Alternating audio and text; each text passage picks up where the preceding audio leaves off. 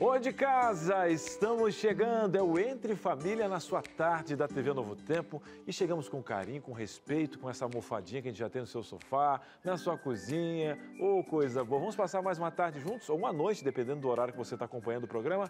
Boa tarde, Suza, minha companheira aqui, ou é 5 aqui, mas tudo bem, tudo certo, estamos juntos em mais uma jornada. É que assim, a força no cumprimento, né? É. Assim. Assim? Não, assim, um high five. Sim. Ou então um aperto. Eu esqueci que você tem esse lado americanizado.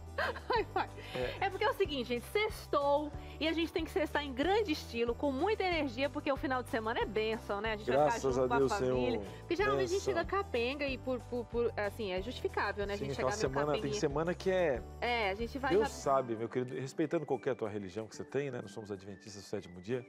Mas eu sei por que Deus deu um dia especial pra gente. Meu querido, pra louvar, pra adorar, mas também ele sabe que a gente... Não, e se tivesse mais um dia, a gente não aguentava, não, né? é verdade. Então, e outra... Sábado é no dia... Tem gente que pede... Mas eu queria mais uma hora, 25 horas por dia. Você ia ocupar essas 25 horas. Ia. Então faz o seguinte, fala com o Senhor do Tempo para ajeitar esse relógio e vai dar tudo certo. E hoje nós vamos falar de mais um assunto gostoso, porque domingo nós temos uma data muito especial, que é o Dia da Consciência Negra. Suza, e aproveitando que a gente está nas vésperas, que tipo de assunto a gente vai trabalhar na nossa tarde aqui?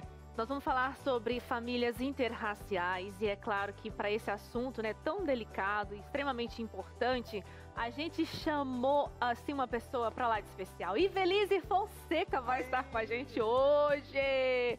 Eu confesso que até falei assim, como é a Ivelise, folgarei-me mais nos estudos para essa pauta, porque eu sei que todo o conteúdo está com ela, vou absorver aqui pelo menos norte. Vamos só ouvir. E como a gente falou agora, acabei de falar na abertura do programa, lembrando que domingo, então, a gente tem esse Dia da Consciência Negra. Eu já falei, vou repetir só para a gente poder, dia 20, né? Mas repetindo para você novamente aqui, a gente está vivendo esse mês, um mês especial, que a gente tem que ser todo ano, né? Mas existe uma data para justamente a gente poder refletir ainda mais, para que o próximo ano a gente possa cada vez mais ter esse olhar. E um dado aqui que eu acho que está desatualizado, que fazem 10 anos, né? Sobre essa mistura gostosa, porque a minha família, você sabe que também é, né? Meu pai é indígena, né? Então minha mãe é a italiana do olho verde. Aí saiu a minha irmã morena, baixinha como ela, morena como meu pai, né? Mas só que lá em casa é o mesmo esquema, só que diferente. No caso, é minha mãe, a indígena, e meu pai com essa descendência mineira, mas... E aí deu essa mistura. Meu irmão é um pouquinho mais alto do que eu, do olho azul. Aí eu e minha outra irmã somos mais parecidos. Mas é uma mistura, né? E é uma mistura gostosa, é uma mistura gostosa. E hoje a gente vai falar, inclusive, sobre essa mistura especial, mas infelizmente ainda nós temos essa questão do preconceito, né? Dessas questões que nós temos que lidar, uma coisa que, enfim, uma coisa nojenta, né? De lidar. Mas programas como esse e vários outros elucidam muito como que nós temos que reagir como sociedade, como família, porque entre família a gente fala sobre isso. Então hoje a gente vai ter, inclusive, uma advogada, mas que também tem um case na família. Ela vive isso. Gente, vou fazer cada pergunta hoje. Eu nem bolei, eu quero sentir aquele clima. Porque é só cutucar essa mulher que sai um monte de coisa. É só dizer assim, Ivelise, qual é o teu nome? Meu nome é esse, porque eu faço isso, é gol. Né? Porque na Copa agora, só falta ela falar gol, né? Vai narrando. Mas é espetacular, então prepare-se. Gente, a Ivelise é maravilhosa, ela já tá soltando altas gargalhadas ali. A gente já se divertiu bastante no camarim, ela é incrível. E além dela, nós vamos ter uma especialista maravilhosa também no quadro Canal da Mãe, como lidar com esses dilemas, né? Com esses conflitos na escola. Quer saber? Então chega junto Entre Família, só tá começando. Entre Família está de volta para sua alegria e se você ligou a sua TV agora, seja bem-vindo, seja bem-vinda, não desliga não porque o programa está muito especial. Inclusive a gente quer muito a sua participação por aqui, né? Hoje vamos falar sobre famílias interraciais e temos também perguntinhas para que o nosso telespectador participe. Verdade, Suza, você de casa, por ter essa família interracial, já teve um problema de racismo, já teve algum preconceito? Conta pra gente, como é que está a questão? Aí no Norte, Nordeste, Sul... Aonde você está agora? Tem um pessoal da África que nos acompanha também. Boa noite para vocês. É só você colocar. Tem alguma dúvida? Nós temos uma advogada aqui no nosso programa para trazer para você todas as respostas. É muito fácil de você participar, né, Suza? É isso aí, nosso WhatsApp já está aberto para você, DDD 12 98315 0249. Tem esse QR Code, que você aponta a câmera do seu celular e aí você já é redirecionado direto para o nosso WhatsApp. Mas se você gosta de salvar o contato, eu até recomendo, 12 98315 0249 é o telefone do Entre Família. Bora para nossa sala da verdade, agora com um chazinho, graças a Deus, maravilha. Oh, gente, mas a gente tá demais, né, não? Demais, estamos podendo, eu já vou pegar até mais xícara aqui já. Não, e nesse jogo maravilhoso de cerâmica pura. Hoje não veio... Artesanal, tô brincando, nem sei. E a gente recebe com muito carinho doutora e mestre pela PUC de São Paulo, advogada, escritora e palestrante, professora universitária do curso de Direito do UNASP, o Centro Universitário Adventista de São Paulo. Ela que é coach, amiga, mãe maravilhosa, linda, poderosa, Ivelise Fonseca! Sim, eu quero vir mais vezes, né? Porque vocês enchem tanto a minha bola. Terapia. Eu fico muito feliz, gente. Quero agradecer esse convite maravilhoso. É um privilégio estar aqui para tratar de um tema tão delicado, mas ser recebida com tanto amor pelo William, pela Maíra, pela Paty e por vocês também. Você sabe que isso é reciprocidade, né? Minha gratidão. Porque você também nos trata assim com esse amor que a gente, né? O mínimo que a gente deveria fazer, né, Ivy? Amor e sabedoria, né? Amém. Que é uma fonte de sabedoria, uma simpatia. Deixa eu servir um chazinho aqui para Ivelise. Eu vou dizer assim, ó, gente, tá muito bonitinho, não, mas tá um amorninho. isso aí é um progresso desse programa. Eu quero parabenizar.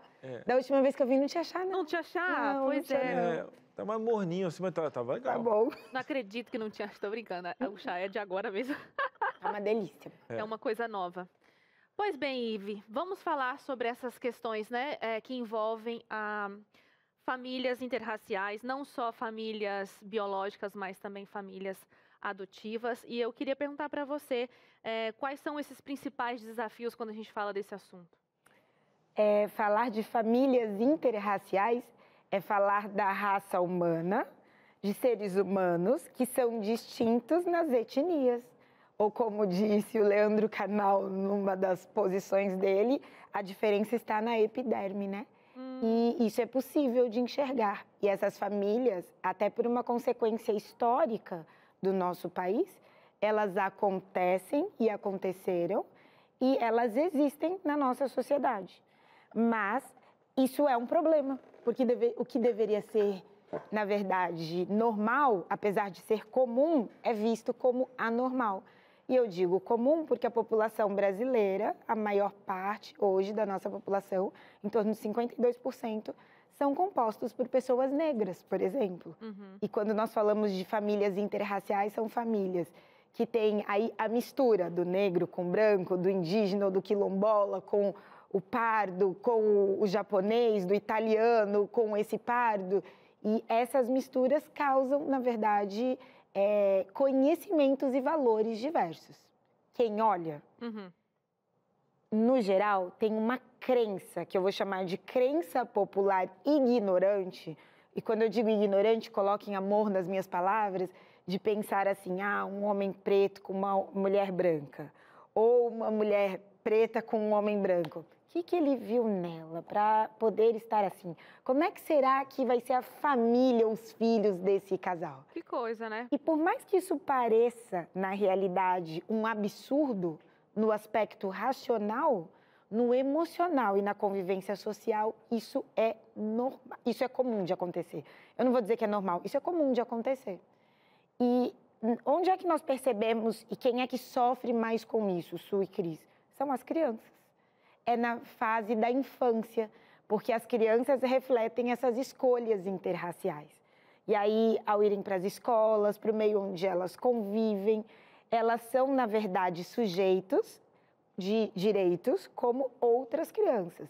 Mas diferentes de crianças brancas, ricas, elas não têm, na verdade, uma oportunidade de discriminação ou ainda considerar para elas que a discriminação é uma possibilidade. Não, isso é uma previsibilidade para a criança negra no nosso país. Então, o que eu estou compartilhando não é um discurso terrorista, mas ele é científico, estatístico, social. A criança negra, quando vai para a escola, quando convive em igrejas, em clubes, e quando ela é uma mistura de famílias, ela lida com a discriminação racial. A criança branca, não. Ainda que um branco diga assim, não, mas eu já fui discriminado, não. Porque é muito comum nós percebermos que, por exemplo, em escolas públicas, ou vamos falar de faculdades, que é o ramo que eu atuo. Nas faculdades públicas, é muito comum a questão de jovens ricos estudarem em faculdades públicas, quando que a parte pública deveria ser para a parte mais vulnerável da sociedade. E a parte mais vulnerável, que é pobre ou negra, se esforça através de escolas públicas, moram em regiões mais frágeis, e aí, quando vão para o ensino superior, pagam escolas caras para tentar a colocação do ensino superior e o ramo profissional. Há uma dificuldade maior. Então, há sempre a questão da probabilidade da questão da discriminação. Não como possibilidade, mas como previsibilidade, entende isso? Essa criança precisa ser preparada, porque isso é real. E vamos fazer o seguinte, esse papo está muito gostoso, mas vamos trazer aqui uma família especial. A gente vai receber aqui o Ângelo, né? Um abraço para sua esposa Andressa também. E eles entraram na fila para adoção, não colocaram restrições raciais. E hoje ele já tem há 2 aninhos aí, a Maria Eduarda. E vamos contar um pouquinho, né, sobre essa composição dessa família, como é que foi esse pensamento de adoção, né? Quero chamar então o Ângelo. Ângelo, muito boa tarde, seja bem-vindo aqui ao Entre Família, meu querido. Atenção, Ângelo. 1, 2, 3, testando o Ângelo. Eu acho que o Ângelo está fazendo aquela expectativa. Se é que está chegando, agora sim, estou conseguindo ver ele por aqui. Ângelo, você me ouve? Boa tarde. Rapaz, você aqui está olhando para mim, você que eu estou com coisinha na orelha? Estou sujo aqui, Ângelo? Congelou a imagem, né? O Ângelo travou um pouquinho. Vamos fazer o seguinte, o Ângelo travou, então já a gente, para você conhecer um pouquinho da família do Ângelo, da Andressa, da Maria Eduarda, já a nossa equipe está entrando tecnicamente e já travou um pouquinho. Então, Ângelo, vamos voltar aqui nesse contexto e trazer uma pergunta aqui para a nossa advogada especial. Agora, digo para você assim, no nosso país nós temos como característica, diferente de alguns povos, que você tem uma etnia mais definida, né? Aqui nós temos uma mistura, porque nós temos uma base indígena. O que a gente já deveria estar acostumado aqui, né? Porque já deveria estar... Daqui deveriam nascer os comportamentos por ter essa mistura, né? Então, eu pergunto para você, assim, um Brasil que tem mais da metade da população negra, né? Depois as outras, você ainda tem uma mescla muito diferente. Então, tipo assim, nós somos um país extremamente diverso, né? Aí, você com uma linha do direito, nós temos a Constituição que protege, mas nós temos a questão social que ainda está aprendendo a conviver. E agora a Suza vai pegar essa pergunta e ainda vai colocar mais um temperinho, né, Suza? Eu ia pedir uma licença, como o Ângelo voltou... Não, Ângelo, agora você vai esperar, Ângelo. Aí eu pensei que a gente podia chamar ele... Não, o Ângelo congelou, vai responder agora, fica tranquilo, o Ângelo vai esperar. Não, pode responder, doutora. O Ângelo estava congeladinho, ele espera um pouquinho, porque quando ele está congeladinho, vai dar tudo certo. Daqui a pouco a gente chama, viu, Ângelo? Já, ele vai dar tudo certo com o Ângelo. Tá bom. Olha, o nosso país realmente é composto por toda essa... Vou dizer que nós não temos uma hegemonia, né? Nós somos plurais no aspecto de etnia e até de raças, de cor. Mas na questão específica da adoção, que a gente vai ouvir a experiência, vale dizer que quem adota tem a intenção de gerar essa filiação. Muito se discute se o CNJ, que é o Conselho Nacional de Justiça, quando possibilita a adoção, se está promovendo o chamado racismo estrutural quando se dá a opção de escolher a etnia da criança. Porque hoje nós temos, na realidade, mais pretendentes disponíveis no Brasil querendo adotar do que crianças. Então, algum desafio a gente tem. Porque se tem mais adultos e pretendentes querendo adotar e poucas crianças, e já tratamos sobre adoção num dos programas, vocês sabem, e quem nos escuta, que no geral a decisão pela adoção é de crianças de 0 a 3 anos, crianças que não tenham aí deficiências ou problemas de saúde, e a preferência não são por crianças negras. Aí a questão é, será que existe aí um racismo estrutural? Na realidade, o que a legislação, quando permite, através da adoção, o pretendente já fazer a escolha, é trazer a consciência de que ter um filho e passar pelo processo de adoção já é um processo delicado, é um processo complexo, porque vai romper essa criança da família anterior. E quando você escolhe uma família, por exemplo, branca, trazer uma criança negra para conviver no seu seio familiar, é preciso pensar também na criança. Pensa-se que a adoção significa, não, vou tirar a criança da rua, vou dar comida, melhor do que ela passar fome. Mas como que pode ser melhor se uma criança negra, como diversas experiências, ela vem para dentro de uma família branca e a mãe pega essa criança pequena e coloca, por exemplo, um prendedor no nariz para diminuir o tamanho do nariz dessa criança. Ou fica, quando briga com essa criança, na hora da disciplina, diz assim, você é preto, você é fedorento, a gente, na verdade, pegou você para criar, mas você não dá certo, você é fedido mesmo, seu cabelo é crespo. Então, vejam, a adoção interracial requer uma consciência e um respeito à dignidade da criança. e a saber o que é melhor para a criança. Tem uma fala, Cris e Su, que até dentro dos especialistas eu gosto muito, antes do nosso convidado entrar, que eu anotei e que eu gostei e que eu quero compartilhar, porque quando a gente fala sobre adoção interracial, não é passar para essa criança de outra raça que ela não é branca, é que ela é negra. Não é dizer para essa criança que o cabelo dela não é liso, é que ele é crespo. Não é dizer para essa criança que ela não tem pais e agora tem, é que ela é de uma família. Quem é que faz essa distinção? É a sociedade, é a forma como as pessoas envolvidas neste processo, por todo um contexto histórico, porque fomos o último país aí a liberarmos a questão da escravidão, então, historicamente, nós ainda temos a questão da discriminação e precisamos, então, ter mais reverência na questão da dificuldade que a questão do povo negro existe e possui. E é nesse sentido que, quando se tem uma criança negra, não é falar, ah, não, ele não é branco. Não, é uma criança negra, porque é uma criança. A criança branca e a criança negra são crianças. A criança de cabelo loiro com a criança de cabelo preto são crianças. Não é que a de cabelo preto não tem cabelo loiro. Entende a diferença? E ainda que não pareça, o discurso dos educadores, dos adotantes, dos envolvidos, dos institucionalistas, seja em igrejas, clubes, faz diferença na educação dessa criança, na inclusão social e no equilíbrio da etnia e da diversidade cultural. É complicado, né? Existe toda uma questão estrutural, como você bem levantou, essa reflexão aqui pra gente em relação ao sistema de adoção. Agora, acho que dá pra gente chamar o Bora Ângelo. lá, Suza, vai lá. Ângelo, você nos ouve? Tá com a gente? Tá conectado? Olá, boa tarde. Oi, Ângelo, que bom que deu certo agora. Boa tarde, seja bem-vindo ao Entre Família. Conversávamos agora, né, com a nossa advogada sobre esse processo de adoção. E foi o que você fez aí junto com a sua esposa, a Andresa, né?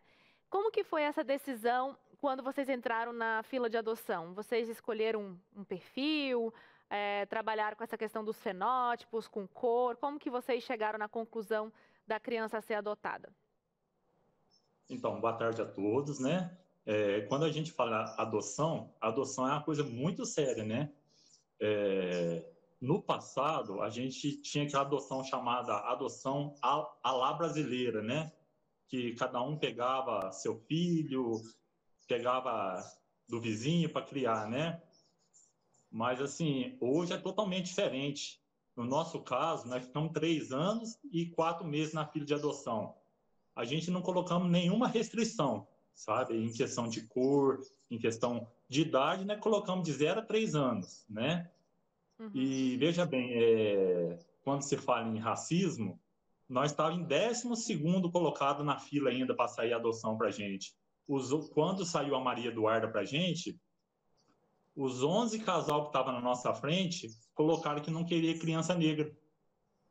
Então, quando ligaram para a gente e falaram para a gente, a sua filha chegou, nós fomos lá ver, nós fomos no fórum, na hora que mostrou a foto, a gente já apaixonou de cara na Maria Eduarda, sabe? Ela é moreninha, é a coisa mais linda que tem nesse mundo. Você deixa até eu emocionada. Coloca aí, produção, pra gente ver a foto. Nossa, que linda. Ai, gente, que coisa mais linda. Pai é branco, olha só. Tá miscigenado aí, né? Um branco, um ruivo, um negro. Linda a sua filha, Ângelo, linda mesmo. Obrigada. E como para vocês era um processo super natural, né? Você chegou, viu a Maria Eduarda, mas como que foi para você com seus familiares, com as outras pessoas? Em algum momento você sentiu o olhar das pessoas diferenciado para vocês? Olha, eu posso dizer que a minha família abraçou a causa, né? Juntamente com a família da minha esposa também. Manda até um beijo para ela que ela está assistindo agora. Né? A nossa família abraçou a causa junto com a gente. Mas, assim, em questão à sociedade, a sociedade vê de forma diferente, né? Quando eu ponho a Maria Eduarda no meu ombro e saio para a rua, e saio conversando com ela, as pessoas já perguntaram para mim, é sua filha? Né? E teve até um senhor que perguntou, é sua filha? Eu falei, é minha filha.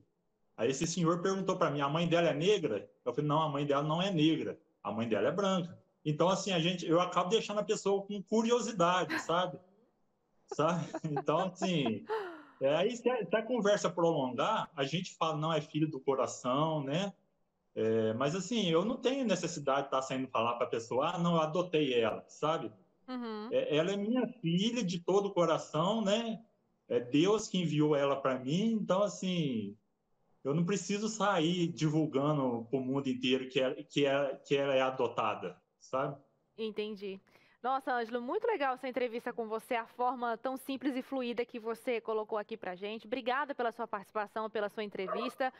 Logicamente, né, toda essa sua leveza nesse assunto, a Maria Eduarda vai absorver e levar com leveza também durante a vida. Um abraço para vocês, ela é linda, incrível. Um beijo, Andresa, que está assistindo.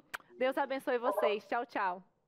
Um abraço, obrigado, viu? Fica Valeu. com Deus. Fica com Deus também. Que lindo, né, Susan? Nossa, que legal. E que fofa, Maria Eduarda, meu querido, que benção. Vamos fazer o seguinte, a gente vai fazer uma pausa agora, respira fundo. Hoje é dia de Canal da Mãe, tem um tema espetacular que é conflitos na escola. Já tem muito mais perguntas que eu sei que você vai fazer aqui para a nossa advogada. A gente faz um intervalo e volta já. Estamos de volta no nosso Entre Família, felizes da vida de ter você aí, tá? Eu já tenho um presente para você, mas eu quero mandar um abraço para a dona Rose, a dona Ruth, que são as tias aqui da IVE. Dona Ruth, inclusive, está na cozinha. Vamos ver o que ela está preparando aqui, o cheirinho, ó. Gente, Ruth, quando é que você vai me convidar para ir aí, mulher?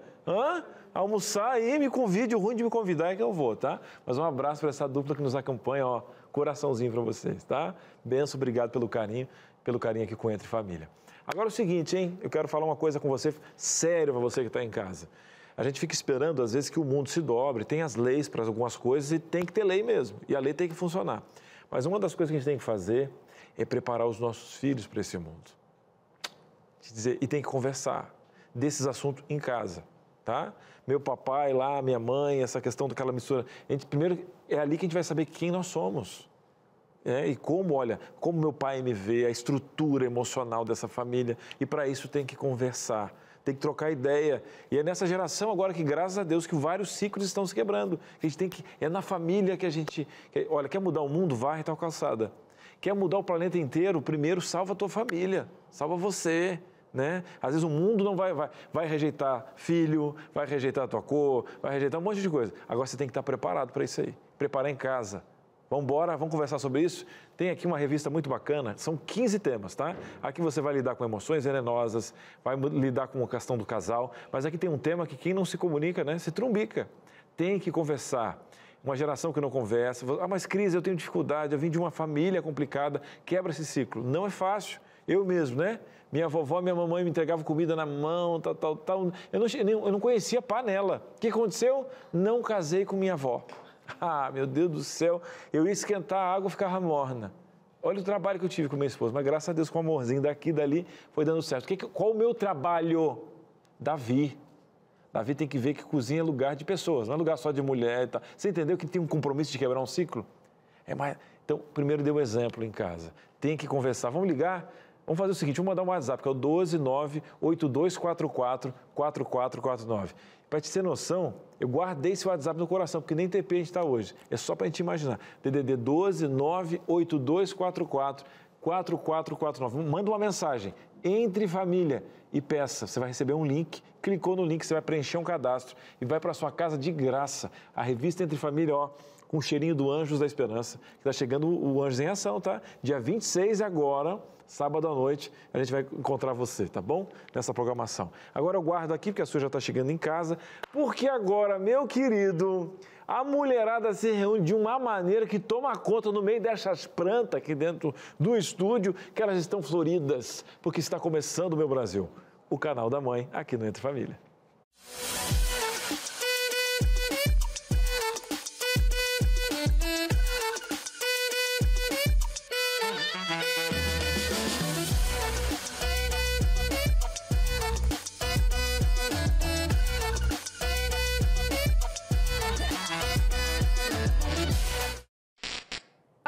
Que demais! Acabei de falar aqui pra Paty, eu pra sempre vou amar essa vinheta que eu acho demais. Boa tarde pra você. Boa tarde, é bom estar de volta, dessa vez demorou um pouquinho. Né? Pois é, né? E a gente estava aqui nos bastidores falando um pouco do assunto de hoje, coisas que a gente pode falar, coisas que a gente não pode falar. Não, Suza? É isso aí, mas pra gente não expor tanto assim, né? A gente tem aqui a nossa especialista maravilhosa que vai falar por nós, Flávia Viana, psicoterapeuta familiar, ela que é psicóloga há mais de 10 anos, é educadora parental também e desenvolve suas atividades profissionais em ambiente escolar, então vai falar pra gente sobre esses conflitos na escola. Seja bem-vinda. Obrigada. Prazer estar aqui. Nunca vou esquecer o nome dela, é o nome da minha irmã. Ah, é verdade, a irmã Flávia, mais velha, né? A mais velha, a irmã. É verdade. Patrícia fala muito bem de você, viu, Flávia? Sei altas histórias, tô brincando. Flávia, então tá. Tem, assim, um melhor jeito de resolver esses conflitos na escola? Sim, com a prevenção. Eu sempre falo, sempre oriento os professores, quando a gente percebe alguns conflitos, principalmente na educação infantil, os conflitos já começam no berçário, na disputa dos brinquedos. Sim, verdade. Sem eles entenderem, na verdade, até os 3 anos, a criança ela só quer o que é interessante para ela, ela não quer saber de se colocar no lugar do outro, Então, a gente precisa ali resolver os conflitos das crianças. Mas, depois desses 4 anos, a criança ela já consegue resolver os próprios conflitos, Parece que é precoce, mas não. Quando isso é ensinado na escola, por exemplo, na parte pedagógica, tem que ensinar a continha de matemática, somar o feijãozinho. Ali você vai perguntando para a criança como que ela pode resolver aquela questão. Então, ela já vai entendendo que ela precisa pensar. E daí, na hora dos conflitos, isso pode ajudar de alguma forma também. Existe o professor que vai intermediar os conflitos, mas ele não vai resolver os conflitos para as crianças. Levando em consideração, lógico, sempre o sentimento delas, acolher aquela que está chorando naquele momento, que está se sentindo ofendida, mas ele vai intermediar e permitir que eles resolvam entre eles aquele conflito. É que eu acho que nessa fase que ela está falando, o que acontece pra gente, que chega pra gente em casa é: meu filho mordeu outra criança, meu filho chegou mordido, veio a criança e empurrou e ele bateu e tá roxo. E aí, como é que a gente faz, como é que a gente lida numa situação como essa? Eu acho que assim, quando a gente recebe, foi feito com a nossa criança, a gente tem aquele instinto de justiça. Eu vou lá, eu vou falar, eu vou brigar. Mas e quando é o nosso filho que faz uma coisa feia ou uma coisa errada com outra criança? Como é que a gente deve lidar? Eu posso dizer que é muito mais dolorido para a mãe da criança que fez algo para outra criança do que para a mãe da criança que recebeu a mordida ou o beliscão ou qualquer coisa assim. Porque ela sabe que aquela criança também pode ficar estigmatizada pelos amigos. Então, a gente tem que se preocupar com a autoestima da criança, se a criança vai ser excluída pelos amiguinhos. Então, tem todo um trabalho socioemocional que deve ser feito na escola e na família para assegurar que essa criança, ela está fazendo aquilo, que ela precisa controlar o corpinho, que tudo bem sentir, que a gente sente mesmo, tem vontade de se expressar, mas que ela precisa se colocar no lugar da outra criança. E essa mãe também, muitas vezes, fica com vergonha de toda a turma, da sala. Então, é difícil, principalmente para essa mãe. Muito legal essa outra perspectiva, Até talvez para a gente ficar com mais tranquilidade na hora de resolver, já que a gente tem esse instinto de proteção. Muito legal essa questão da prevenção, a gente já está ciente, agora vamos para os problemas, que esses são inevitáveis e acontecem mesmo. A gente tem 2 situações, Flávia, a gente vai colocar a primeira aqui na tela, que eu acho que inclusive tem a ver com o tema do nosso programa, a Paty pode ler e aí você fala para a gente. Certo. Meu filho de 7 anos de idade me contou que um de seus colegas de classe disse que ele tem a cor de chocolate preto e seu amigo de chocolate branco. Apesar de aparentemente inofensiva, meu filho se sentiu constrangido com a comparação e brigou com seu coleguinha. Como posso ajudá-lo a resolver esse conflito na escola, emocionalmente falando, Tem a ver com o tema da gente, a gente está falando de famílias interraciais. E aí, como é que... É difícil para a gente estar nessa fala, porque a gente está falando aqui de pessoas... Nós somos pessoas brancas, Mas imagino como não se sentiu esse menino em comparação com outro colega, Tá, a gente precisa lembrar que as crianças, elas não nascem preconceituosas. É uma folhinha em branco, A gente vai imprimindo ali. E aí, o que acontece? É importante a gente entender como que a mãe também reagiu com essa questão, né? Como que a mãe lida com essa questão dessa criança, né? Porque ela fala que foi uma situação constrangedora. É importante ter a certeza do que essa criança sentiu, perguntar o que o amigo estava falando no momento que ele comparou, né? A cor da pele, por exemplo, né? De repente o amigo adora um chocolate, né? Daquela cor, não sei, né? A gente não sabe o que exatamente aconteceu, a gente precisaria analisar a situação mesmo, né? Eu não tenho esse lugar, né? De falar por essa família. Eu acho que até entra, Flávia, com o que a Evelise falava anteriormente no programa, né? Sobre essa coisa de categorizar as cores. Não é esse o ponto, né? Se é branco, preto. É a questão de ficar comparando e fazer essa diferenciação com cor, né? Exato. No caso aqui, chocolate branco, chocolate preto. São chocolates, ponto. Sim. Acabou, né? Eu acho que o que é importante é a gente fortalecer as nossas crianças, né? Sim. No caso dessa mãe, por exemplo, fortalecer a criança e mostrar para ela que, assim, você é um chocolate? Você não é um chocolate. Você é o meu filho, fulano de tal, amado e tal. Te incomodou por quê? Validar o sentimento das crianças. Sim. E entender também se não é mais a mãe que ficou incomodada, se tem alguma questão que ela pode trabalhar em relação a isso também, ou se é realmente a criança mesmo que ficou chateada, né? Porque pode acontecer. Minha dúvida até é assim, ó, quando falar com a escola ou quando não, para não parecer aquela mãe que toda hora está na escola resolvendo os conflitos. Dependendo do que eu sou uma mãe que vou na escola. E da última vez, meu filho falou, vai lá, mamãe, vai lá falar sobre a professora que ela agiu assim, assim. Aí eu falei assim, por que você não vai lá falar com a sua coordenadora, né? Aí ele, não quero. Aí levei para o psicólogo e o psicólogo dele falou assim, por que você não vai junto com ele? Para deixar ele falar, porque na verdade não é que ele não tem as ferramentas para falar e se defender, é que ele quer que você valide o sentimento dele, que você endosse aquilo que ele está sentindo. E, inclusive, a próxima interação tem um pouquinho a ver com o que eu estou falando de bullying, né? Que a gente acha que o bullying, às vezes, é de uma forma, mas no caso do meu filho foi bem sutil, assim, de muitas vezes ele não ter coragem de levantar a mão, porque toda vez que ele levanta a mão, ele é o que é bagunceiro, mas ele quer fazer a pergunta. E a forma que ele lida com ele, mas eu só queria fazer a pergunta, entendeu? E não me sinto num lugar disso. E a gente vai falar de um caso de bullying, que é diferente desse. Vamos ler a próxima questão aí. Pode colocar na tela. Acho que deu ruim do João. João! Vamos lá. Meu nome é Júlia, eu tenho 13 anos de idade. Já conversei com uma das minhas professoras sobre alguns colegas de classe que fazem bullying comigo, simplesmente porque eu tiro notas melhores do que eles nas provas. Penso que pode ser ciúmes, mas outros alunos também tiram notas boas. Então eu sinto que é uma perseguição comigo. O que posso fazer para resolver isso e evitar que continue acontecendo?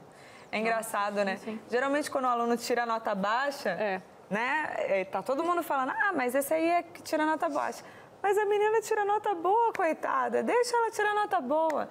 Mas é aquela CDF que acaba incomodando a sala, sabe? Mas ninguém fez o trabalho e a CDF fez. Mas se ela é boa o suficiente, por que ela não pode ser boa? Às vezes, assim, aquela é a característica dela, aquela é a qualidade dela. Então, ela tem que se diminuir perante os colegas, não tem que mostrar o seu conhecimento. Sim, acho super válido. O seu interesse pelo estudo, tipo, é revoltante, assim. Não, é revoltante, eu nunca entendi o porquê, mas sempre acontece, né? Só se ela é a metidinha.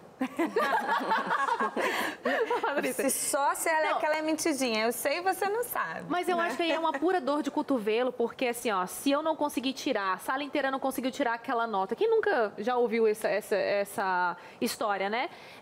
E aí você quer até revogar a prova do professor, mas tem aquele danado que fez a prova e se saiu bem. Né? Então, aí a turma fica revoltada com esse tipo de aluno. O que é um problema, né, minha gente? Porque eu acho assim, se tem alguém indo bem, que vá muito bem, né, não? Sim, claro. E é importante até ela pensar que se tem outros amigos que também vão bem, né, e não sofrem esse bullying, né, qual será a questão? Será que ela não está muito fragilizada emocionalmente? Será que ela sabe o que realmente ela é, quem realmente ela é? Se ela teve essa preparação para isso? Ou os amigos, eles não invejam algo mais ainda, além da nota que ela tira? Será que ela não tem algo mais especial, né? Acho que vale a pena ela trabalhar esse sentimento, né? Porque é ela com ela mesma ali, pela fala, né, o que ela colocou ali, é ela com ela mesma, alguma coisa que... Porque sabe o que eu falo muito, assim? A ofensa, o bullying, ele é bullying quando você aceita aquilo pra você, quando você entende aquilo como verdade. É como se fosse um copo de veneno. Se você quiser beber, você vai morrer, eu tô te dando o copo de veneno, é mais ou menos sobre isso. Então, a pessoa que faz o bullying, provavelmente está precisando de atenção. Deu para ela, né, essa questão, jogou para ela, é sobre ele que está fazendo bullying, e ela aceitou. Mas tem hora que não para. Eu lembro de uma ocasião, eu lembrei agora, Flávia, foram vários garotos, assim, da minha turma, do ensino fundamental, não lembro qual era a série. Eles começaram a me zoar tanto, mas não tinha fim. E olha que eu já sofri vários bullings. E aí eu lembro do meu pai ouvir os meus lamentos e ele foi na escola, pois ele chegou lá na sala de aula com aquela cara meio de pastor e foi falar com os alunos e aconselhar eles que aquilo estava errado, que eles não deveriam fazer. Eu fiquei morrendo de vergonha, obviamente, mas cara, parou. Acabou, porque ele foi lá, sério, né, impôs respeito. Por outro lado, eu me senti super defendida pelo meu grande super-herói e acabou com o bullying. E olha que ele não falou, ele só aconselhou, foi lá com uma figura meio pastoral e tal. E aí, por vergonha, eu acho que os meninos pararam de me zoar. Mas você sabe que, assim, uma estratégia muito potente é trabalhar esse sentimento dela, né? Por exemplo, se você tivesse feito isso naquele momento, inconscientemente você já se porta de uma forma diferente. Como se fosse, sabe assim? Pra mim, tanto faz o que eles estão falando. E aí não vai ter sentido. Se eles estão buscando por atenção, eles vão parar. Mas exatamente. É complicado, né? Uma menina de 13 anos que está começando a se conhecer. Sim. E a gente não pode exigir tanto. Exatamente. Eu tenho que me preparar psicologicamente. Eu tenho que trabalhar. Eu falar, minha filha, vai, continua estudando, que ótimo. Eu tenho orgulho, seu pai tem orgulho, vamos lá. Eu acho que eu ia na escola. Na hora que você passar, ia na escola. Eu acho que eu ia. Fica aqui a reflexão. Eu acho que eu vou ter um problema emocional aí com essas coisas de conflito na escola. Vou chamar a Flávia para quando for essas ocasiões. E eu acho que vale um programa, né? Depois pra gente fazer sobre isso, porque o nosso tempo acabou. Já? Acabou, Flávia, acabou. Tá ótimo. A gente tem as suas redes sociais, Seja Gentil Mamãe. Isso. Ela coloca um pouquinho sobre a rotina dela, sobre como ela lida com as coisas, as questões com a filha. Sempre tem alguma coisinha lá sobre a área dela, uma experiência dela, e a gente está muito feliz de tê-la mais uma vez aqui. Obrigada. Eu amo, né? Obrigado vocês. Obrigada. Tá aí, então, @seja gentil mamãe, seja gentil mamãe. A Patrícia também, a gente se despede por aqui. Tô muito gentil. Só despeço da Patrícia. Ninguém ouviu, Patrícia. Segue, eu me despeço da Patrícia, mas não me despeço de você, porque a gente só vai fazer um intervalo. Na volta tem mais família interracial por aqui. A gente continua discutindo esse tema. O Entre Família vai e volta já já. Estamos de volta, meu povo, aqui é o Entre Família, hoje com esse assunto, né, super especial. Também tivemos a participação aqui desse canal da mãe, trazendo muita coisa boa. Então, aquele programa que não dá pra perder, virou pro lado, já perdeu, tá? Agora você não pode perder uma estreia. Eu quero aqui mandar um abraço para toda a turma da web. Eu digo, essa web que é da Novo Tempo, é minha web também. Sabe aquele negócio que você tem o prazer de anunciar? Hoje, dia 18, por favor, avisa neto, avisa a família, pôr do sol hoje já vai ver, tá? Tem uma série estreando hoje com 2 episódios, chamada Plano B. É uma bíblia itinerante que passa em uma época onde os livros são confiscados e tal. E essa bíblia, né, vai chegando na mão das pessoas e vai ter a chance de mudar a vida. Então a gente tem até uma participante especial para você que conhece as questões da web, sabe muito bem que são esses influencers. Vamos fazer o seguinte, vamos dar só uma degustadinha, tem um teaser muito especial para você entender um pouquinho do que vai rolar hoje no ntplay.com, que já deveria estar aí no seu celular, no seu tablet, na sua TV. Então respira fundo, que tem estreia na web, na Novo Tempo, pode rodar. Tem um provérbio antigo que diz que o homem planeja o seu caminho em seu coração, mas que é o Senhor quem dirige seus passos. Hi, Sirius. O que os astros dizem pra mim hoje? Encontrar uma Bíblia no meio do caminho pode facilitar esse processo. Como ela veio parar aqui?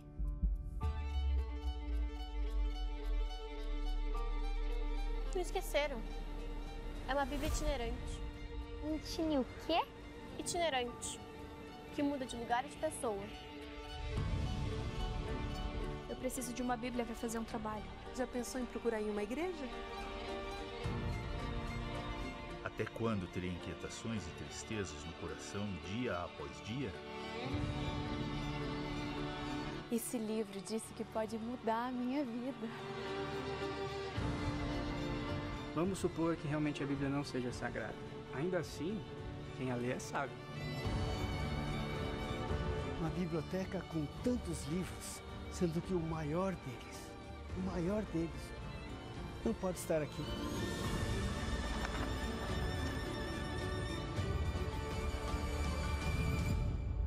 Oi, eu quero 25 cópias da história do nascimento de Jesus. Esse livro é proibido.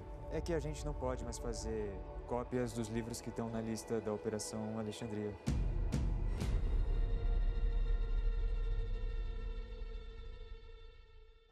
Como a gente fala lá em casa, dali! Opa! Hoje, meu querido ntplay.com tem essa série fantástica. Um abraço pro Wagner, toda essa equipe aí, né? O esposo da Suza também tá lá. Gleick, parabéns aí. Estenda esse abraço a toda a equipe. Que maravilha.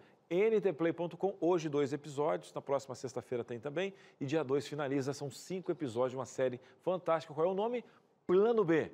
É da web, aqui da nossa rede Novo Tempo de comunicação. Bora lá? Agora que você já sabe, vamos voltar aqui para a nossa sala da conversa. Só série fantástica esse ano, né? Nossa. Que o povo tá muito legal a pegada, aquele negócio, olha que imagem bonita, os atores também, tem com aquela pegada, o trailer aí vendeu pra gente uma expectativa. Tô louco para ver. Vai ser hoje. Muito legal mesmo, sensacional. E cada vez mais, né, esse tipo de recurso, ele serve para alcançar muitas pessoas, o que é muito interessante. Acho que você até falou, né, porque sempre depois de um produto desse, tem um curso bíblico que a galera que assiste pode ter e absorver gratuitamente aqui da nossa rede Novo Tempo de Comunicação, que é muito legal. Então, você assiste a série, ainda faz um curso sobre o assunto, bacana mesmo.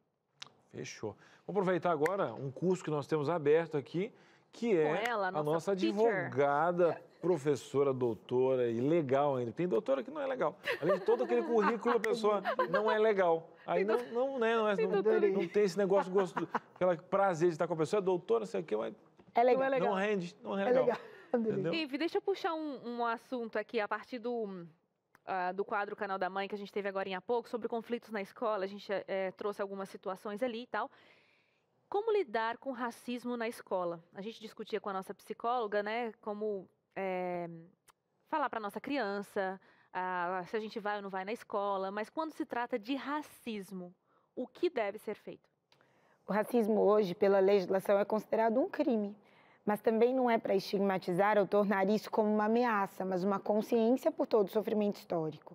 As crianças que sofrem o racismo, elas também devem ser, na realidade, antes, potencializadas, se tornarem potências através dos pais, em casa. Emocionalmente falando. Isso, porque o racismo vai existir. Não é uma lei que retira o racismo da sociedade. Quem dera, né? Não é uma oração, né, Cris? Infelizmente, nós somos cristãos. E isso há de acontecer no mundo ideal de não ter mais esse sofrimento. Nós cremos nisso. Mas, enquanto isso, como cidadãos nessa terra, nós devemos conscientizar cada um de nós sobre as limitações, os desafios. Então, se na escola isso acontece, é preciso que o pai e a mãe estejam presentes, compareçam, compartilhem e tenham noção das políticas educacionais ali aplicadas. Se existe uma política de inclusão, de diversidade dentro dessa escola, ou se não, eu vou explicar. Se naquela escola um aluno negro é tratado igual um aluno branco. Aí você vai dizer, Ivelisse, mas não deveria ser tratado igual porque são todos iguais? A própria Constituição Federal diz que todos somos iguais na medida da desigualdade. Acha que o aluno negro tem as mesmas condições que um aluno branco, um aluno pardo, um aluno indígena? Não tem. Então, existe uma desigualdade? Existe. É racismo a inclusão? Não. Pensar em políticas como, no time de futebol, sempre incluir crianças negras. No time de handball ou de vôlei, sempre ter crianças negras. No coro da música ou na parte musical, incluir crianças pardas ou ainda crianças brancas e crianças negras. Porque nós somos uma sociedade, como o Cris falou anteriormente, somos pluralistas. numa questão histórica, de povo, mas não de maneira programada e inclusiva. Então, nós somos muito miscigenados, mas no momento da educação, há um sistema quase que imperioso de engano. Ah, não existe racismo, né? Aqui na escola todo mundo é tratado igual, são todas crianças, a gente não faz diferença. Mas, gente, uma criança adotada, e especialmente a pessoa que passou pelo processo de adoção interracial, não é uma criança igual às outras. Porque ela sempre será questionada, se for negra, de família branca, que ela não parece com a sua família. Isso é um fato social, não é um racismo, isso é um fato. Agora, a forma como vai ser trabalhado este fato é que pode caracterizar o racismo ou não. Por exemplo, esse casal que adota uma criança negra, como foi aqui o testemunho do Ângelo. Do Ângelo, ele foi muito amoroso na fala dele. E eles estavam programados. Quantos casais eles tinham na frente deles? 11. 11 pretendentes para que chegassem neles. E os 11 desistiram da criança porque era negra. E ele foi muito inteligente no aspecto emocional, que quando alguém na rua olha que a filha é negra, ele já não tem o discurso, nem ele nem a esposa, dito assim, mas essa filha é sua? É minha. Não, ela é adotada. Quando é que se responde que o filho é adotado? Somente quando o filho é negro. Quando o filho é branco, as pessoas não falam, ainda que seja branco, filho de negros. Agora, quando o filho é negro, filho de brancos, é mais comum o racismo de acontecer. E também tem o segundo fator. Então, a comunicação é um ponto. O segundo fator é o seguinte, esse casal que adotou quer fazer de conta que a criança não é negra. Tudo bem? Ou que esse problema não existe, porque é o filho do coração, é meu filho. A gente não faz diferença. Como que não faz diferença? Essa criança tem uma história.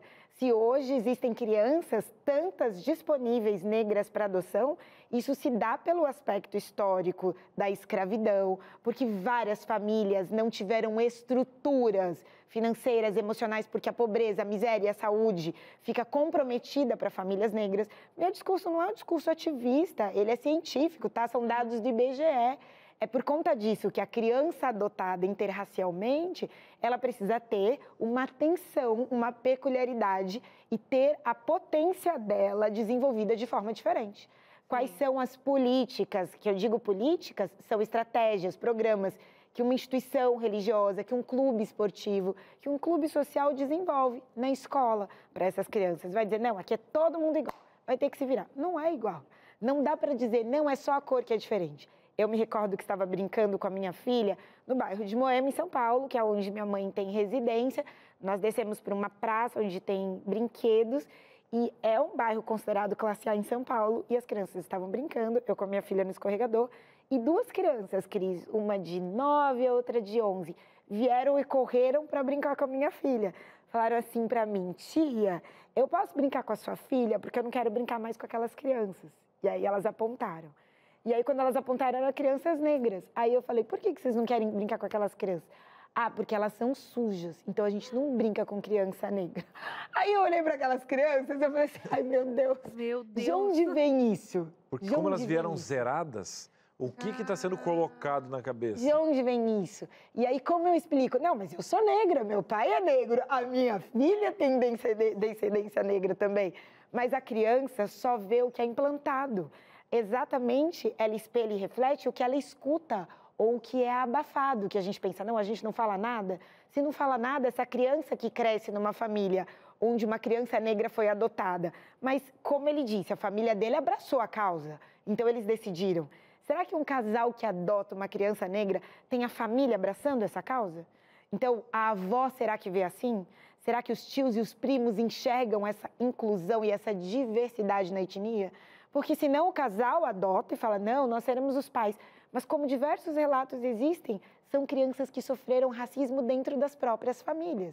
Mas nesse caso, por exemplo, que um casal não faz essa distinção e tem a pretensão de adotar uma criança que é negra, mas os familiares, tipo pais, tios ali, têm o preconceito, são racistas e não aceitam. É melhor que não se adotasse para que essa criança também não sofra essa... Então, Su, eu não posso dizer para esses pais se é melhor não adotar, porque a adoção é um filho idealizado.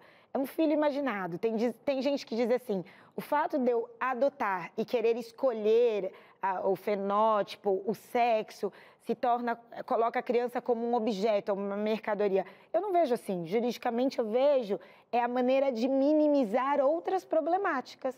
Porque o Estatuto da Criança e do Adolescente diz assim que a criança não pode sofrer nenhum tipo de discriminação, nenhum tipo de sofrimento, nenhum tipo de tortura ou maus tratos. Ela deve ter uma proteção integral. Sim. O que é essa proteção integral? A criança, então, vai ser tirada do abrigamento e ela vai ser posta num casal branco, mas no qual os avós, os tios e os primos, na realidade, a rechaçam. E ela vai entrar numa família onde ela não é aceita. Como é que você vai dizer que talvez o amor do pai ou da mãe sejam suficientes? Eu não tenho o aspecto psicológico, mas no aspecto jurídico, por que a importância de um estudo psicossocial e a probabilidade da escolha do fenotipo? Para minimizar realmente essa questão da discriminação, porque ela existe. Então, a mamãe te ama, mas e a minha avó? Ah, a sua avó não gosta de você por causa da sua cor. Ou você não precisa da sua avó para ser feliz. Aí você vai para a escola e como a minha filha teve a matéria com 4 anos no maternal, a gente teve que imprimir toda a família para ela, quem era a mamãe, quem era o pai da mamãe, a mãe da mamãe, o pai do papai. E a minha filha, num dia desse, me acompanhando na consulta dermatológica, fala assim para minha dermatologista, a minha mamãe é morena porque o papai dela é negro. A minha filha de 4 anos sabe essa diferença. Como que uma criança adotada, ela será tolhida do que deve ser dela direito de ascendência e descendência? Porque apesar desses pais a adotarem e os avós não aceitarem, essa criança entra na linha sucessória e se torna neta desse avô que a rechaça. Então, a questão da rejeição ou do racismo é um sentimento, um comportamento considerado criminoso, mas que não tem como quebrar quando há essa adoção. Gente, nossa. Vocês entendem? É claro, e tem que colocar nessa balança, porque, tipo, primeiro, olhando isso, em que ponto chegamos, né? Agora, tapar o sol com a peneira de que isso não existe... É isso, querida. É a questão toda, porque você tem que colocar na balança todo o contexto. Porque é uma decisão, né? Eu acho que nesse momento existe muita coisa romantizada, mas é uma questão... aqui, o córtex frontal, né, o límbico aqui, não é um momento, porque é uma vida que está sendo colocada em jogo e um contexto social que vai ser construído. Então, tudo tem que estar na balança para que você mesmo não se iluda e você está lidando com uma vida e uma história, né? Vamos fazer o seguinte, a gente faz uma pequena pausa, eu sei que você está participando, está mandando participação, tem mais quadro, o programa de hoje está daqueles, né? Mas é bom ter você aqui, um breve intervalo e a gente volta já. Meus queridos, estamos de volta aqui no Entre Família, que hoje está cheio de retalho hoje, né? Um pouquinho daqui, um pouquinho dali, vai dar tudo certo, porque é conteúdo para você. E agora tem um recadinho para você, está chegando, hein? Arautos do Rei 60 anos, dia 11 de dezembro, às 4 da tarde, lá em Sumaré, São Paulo. Uma maravilha. Cris, como é que eu faço para os ingressos? Corre lá, quer ingresso? Quer o ingresso, quer o ingresso. Vou te dar a oportunidade de comprar. novotempo.com/arautos. Gente, oportunidade. Eu quero. novotempo.com/arautos. Por favor, para mim. Você tem que usar um cupom de desconto. Isso eu vou te fornecer. Cupom de desconto? Tem um cupom. 310? Não, existe um cupom, você sabia? Não sabia. Exatamente, com os cantores da gravadora. Você pode dar um pulinho lá no @gravadoraNT, Arautos do Rei. Dá um pulinho lá que você vai poder adquirir. Será que tem aqui um cupom, gente? Aqui? Não, você pode adquirir todos os cantores. Ó, vou fazer o seguinte, vou te dar um agora, você pode ir em todos os cantores, mas vou te dar um especial. AR60. Exatamente, AR60, porque Arautos 60 anos. Como é que é o desenho? AR. E lá vai dar o contrário, né? Teria que ser o contrário. AR60. Tá, entendi. Onde eu coloco esse negócio, Cris? Você vai lá, novotempo.com/arautos, lá tem todas as perguntas. Meu filho, 3 anos, será que paga? Meu marido sentado no meu colo, eu virando pirueta, tem tudo que coisa lá. Aí depois que você decidiu comprar, tem a metade do ingresso, né? Como é que eu tenho esse desconto? Que agora o ingresso vai a R$130, né? Como é que eu consigo? Porque o total, o cheio é 220. Mas como que eu consigo esse desconto para pagar 130? Vai lá e tem cupom de desconto, você vai colocar AR60 e vai pagar apenas R$130 nesse lote de desconto. Para você ir no Arautos 60 anos fantásticos, dia 11 de dezembro, tá bom? É só esse toquezinho que a gente vai dar para você e é entre nós, justamente, esse slogan, que é a única oportunidade que você tem de vivenciar esse momento. Vamos fazer o seguinte... Enquanto você vai comprando esse ingresso, a gente vai agora viajar com o Lucas, que nesses últimos tempos aí teve viajando para tudo que é lugar. Esse menino está trazendo imagens espetaculares. E hoje, como é que é? O que é, Aninha? Ah, é verdade, não, o Lucas. É o nosso guia turístico. Bom demais. É o Lucas, mas não é o Lucas. Você vai entender tudo isso por quê? E aí? Partiu, pode rodar. É, tanta coisa aconteceu, tantos destinos e eu só decidi partir. Você lembra, né? Belém do Pará, Rio de Janeiro, Salvador, Bonito, enfim. Parti, fui, conheci e trouxe aqui pra vocês. Espero que vocês tenham curtido bastante tudo isso. Mas lembra que lá no comecinho eu acabei falando que dessa vez o Ei Parti vai cruzar o Brasil de ponta a ponta? Pois é, vai rolar isso com certeza. Só que é o seguinte, agora eu vou dar uma pausa, vou agora para um novo projeto, trabalhar uma nova série que eu vou trazer pra você.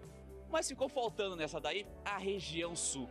Mas a gente escolheu uma pessoa muito competente para isso, alguém que entende super bem do sul e me parece que o sul tem algo muito especial com você. Quem vai conduzir isso agora, o Ei Partiu, é a Maureen. Maureen, já tô sabendo que o sul tem uma coisa especialzinha com você, conta pra gente o porquê disso.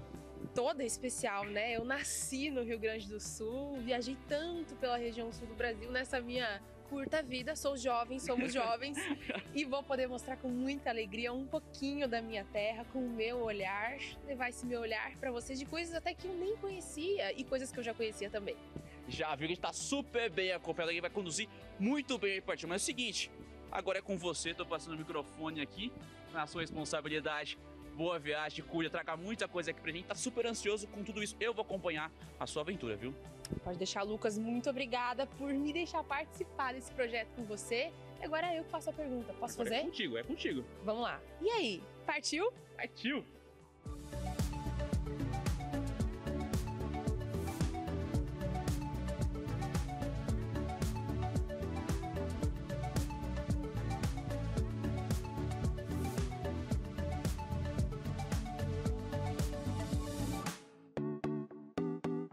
O último episódio dessa temporada tinha que ser aqui na minha terra. Eu tô na Serra Gaúcha, me sentindo super em casa. Afinal, não são só os turistas que vêm pra cá o ano todo. Nós gaúchos também aproveitamos qualquer fim de semana, qualquer folguinha pra vir curtir esse lugar que é mágico. Desde que eu sou pequenininha, eu vim pra cá tantas vezes que eu tinha que compartilhar com vocês alguns lugares incríveis aqui de Gramado e Canela. E aí, partiu?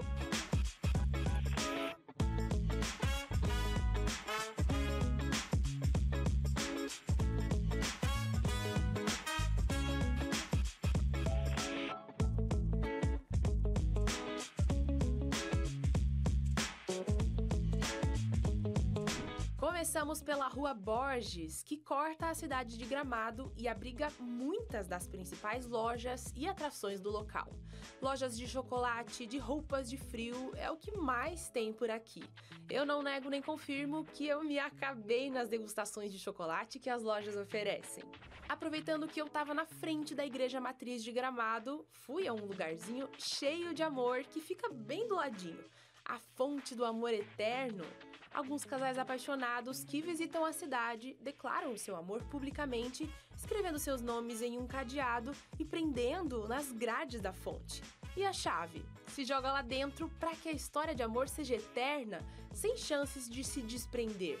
Se funciona ou não, eu aproveitei e coloquei o meu cadeado por lá também.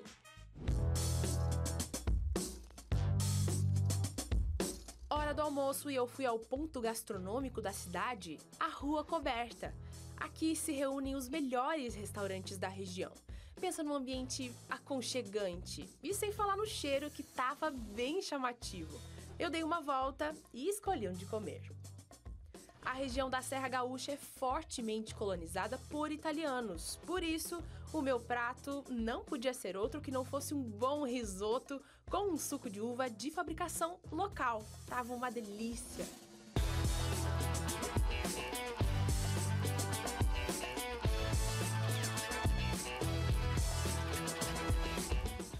Ainda na rua principal da cidade, segui o meu passeio e cheguei no Mundo de Chocolate, o único parque com esculturas feitas de chocolate na América Latina. É isso mesmo, gente. Tudo aqui é feito de chocolate. Olha o tamanho desse carro que tá aqui atrás de mim. Para fazer ele, eles usaram aproximadamente 10 mil barrinhas como essa aqui. Imagina só o trabalho. Como se fosse dar uma volta ao mundo, lá eu vi os mais famosos pontos turísticos, todos desenvolvidos em chocolate maciço. São mais de 200 peças que, juntas, somam mais de 30 toneladas. E é claro que tinha muita degustação também, e eu amei! Quase finalizando o dia, fui até a rua mais famosinha da cidade. A Rua Torta, a mais instagramável e concorrida pelos turistas. Até em dia de neblina ela fica assim, linda! E como não tem como passar por aqui e não fazer uma boa foto, eu garanti a minha com um fotógrafo profissional que estava oferecendo o seu trabalho por ali. Descobri que esse povo veio do Rio de Janeiro. Quero entender o que vocês vêm fazer aqui, passa frio, gente? Por que a busca pelo frio? Olha, a gente veio porque muito tempo a gente queria vir conhecer Gramado, né? A gente está realizando aí um desejo da família, curtindo as férias aí em família. Tá sendo bem bacana, curtir esse frio aí tá sendo bem legal. Muito diferente do clima do Rio, né? Muito diferente, mas a gente está suportando. Dica para você quando você vier aqui em Gramado. Vem aqui na Praça das Etnias e vai aos fornos de Gramado. O que vende aqui? As famosas cucas alemãs. Tá vendo essa fila? É porque ela é bem gostosa. Vem que você vai me agradecer.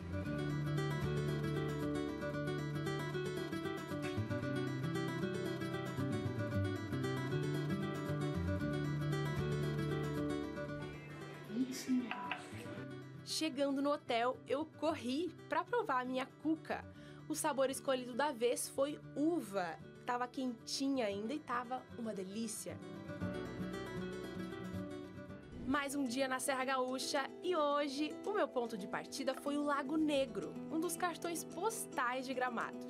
Muita gente não faz ideia, mas esse é um lago artificial. De qualquer forma, super combinou com a vegetação do local e tem muita coisa legal para fazer por aqui. Uma delas é o passeio de pedalinho. Claro que eu fui, né? Gente, vou dizer uma coisa pra vocês. Parece fácil, mas não é, viu? Dirigir isso aqui não é fácil. E eu já quase causei algumas colisões aqui, viu? Então, venham preparados pra dirigir cisne.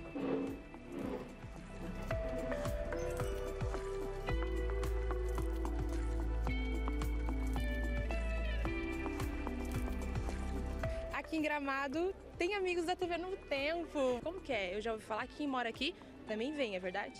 Sim, todos os anos a gente vem pra cá nas férias de julho. E por que buscar esse friozinho, pastor? É porque é uma natureza bonita, é um lugar turístico, aqui a gente encontra amigos também, que nem vocês, né? E a gente vem curtir aqui o friozinho e a gastronomia aqui de Gramado. Pegamos a estrada em direção à cidade de Canela. Fica do ladinho de Gramado e tem muitas atrações também.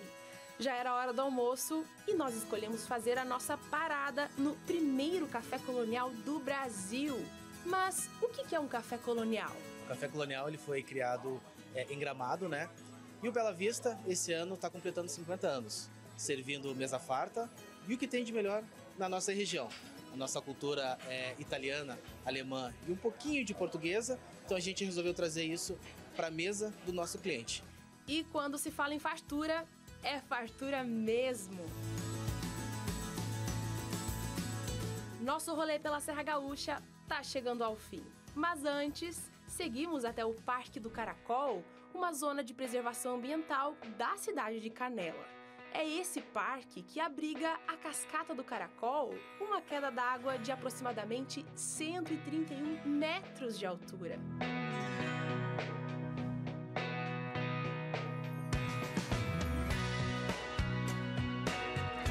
Uma dica para você quando você vier aqui pro Parque do Caracol. Não fique só lá no mirante, venha para essas trilhas que tem aqui ao lado e vá até as corredeiras. O que são as corredeiras? São as águas que correm antes da queda da cascata. É lindo lá, dá até para molhar o pezinho. Claro, se você tiver coragem, porque tá bem friozinho. O simples fato de contemplar a natureza, suas árvores, os desníveis do solo e a força da água, dá uma coisa boa na gente, né? Voltar aqui me trouxe muita paz. E com esse barulhinho de água correndo aqui atrás de mim, eu fico por aqui. Foi uma delícia mostrar para vocês alguns lugares lindos do meu estado. Quem sabe a gente não se encontra em outras viagens por outros lugares do Brasil. Tchau, tchau!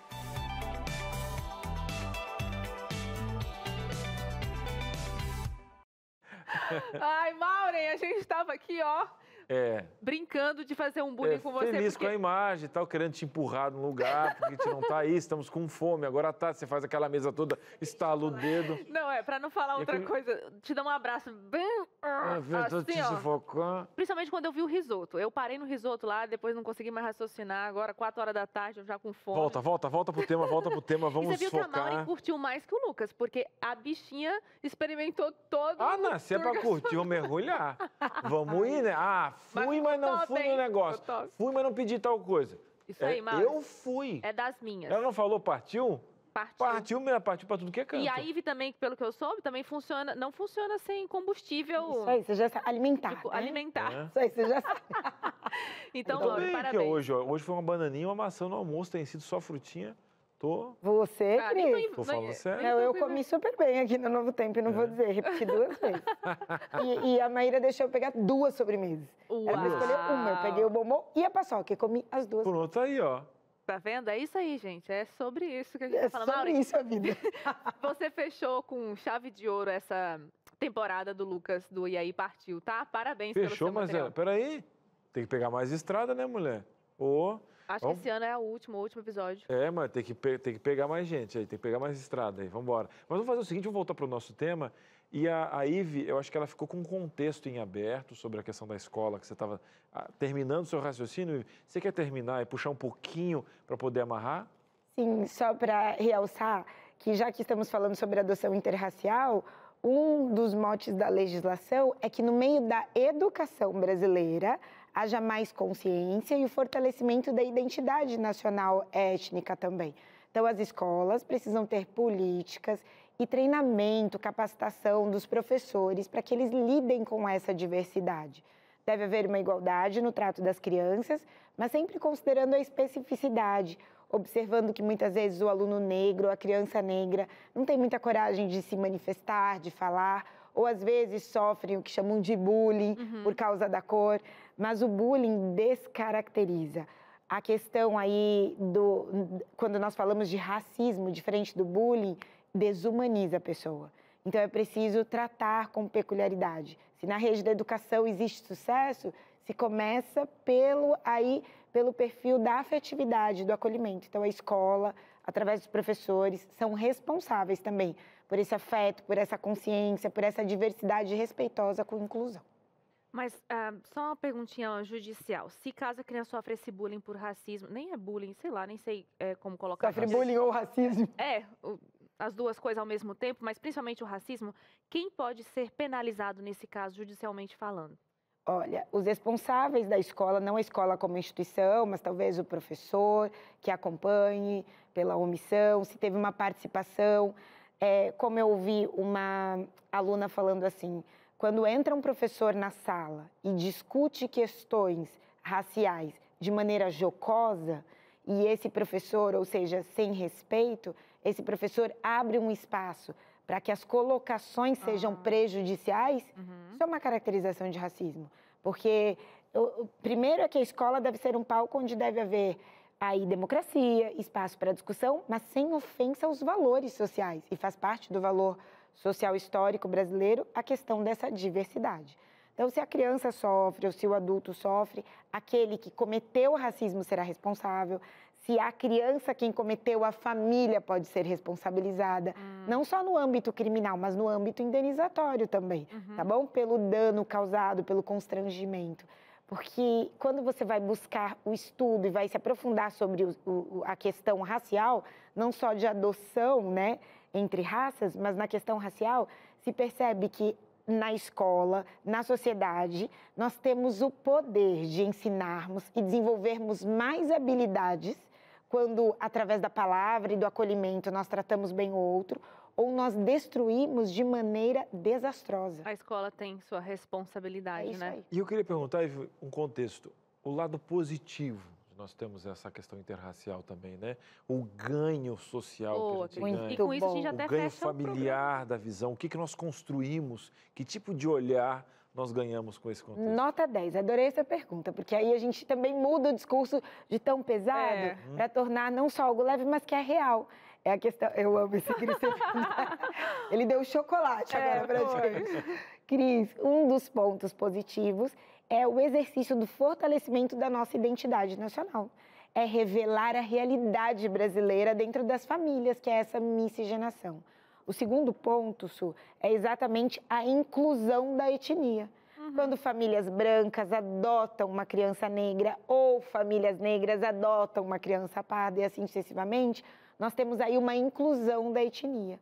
Um terceiro ponto é a redução da discriminação racial. Se temos aí uma data para poder comemorar, é porque de maneira programada, as nossas políticas, de maneira maciça e pesada, por repetição, traz a importância da consciência, em relação à importância da consciência, da liberdade, de promover também aos negros essa inclusão, a oportunidade da moradia, a oportunidade da saúde, da educação, se dá através dessa adoção.